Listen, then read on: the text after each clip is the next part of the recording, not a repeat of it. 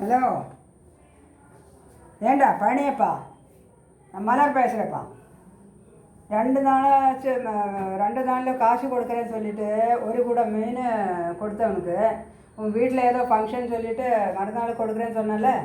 நானும் ஒரு மனுஷன் மாதிரி உன்ன நினச்சிட்டு நான் ஒரு கொட்டை மீன் கொடுத்தவனுக்கு மறுநாள் காசு கொடுக்குறேன்னு சொல்லி நான் கடமை யாருக்கும் கொடுக்கறது கிடையாது.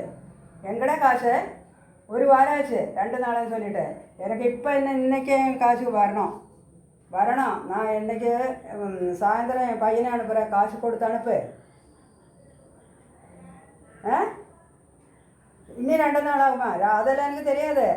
இன்றைக்கி நீ காசு கொடுத்து அனுப்பவில்லைன்னா என்னை பற்றி உனக்கு தெரியல, நான் வேறு மாதிரி ஆகிடும். சரியா? இன்றைக்கி கொடுத்து அனுப்புகிறேன். ஓகே? எனக்கு இன்னும் யாரும் சந்தையில் கடையெல்லாம் கொடுக்க மாட்டேன். நான் தயவு செஞ்சு ஃபங்க்ஷன் சொல்லிவிட்டு நான் உனக்கு ஹெல்ப் பண்ணேன். அது கூட தெரியாமல் பண்ணிட்டு இருக்கியே, நன்றி கேட்டவனே. காசு கொடுத்து அனுப்பேன். சாயந்தரம் பையனை அனுப்புகிறேன் நான். சரி, வாயா வாடா. என்ன வெயிலுமா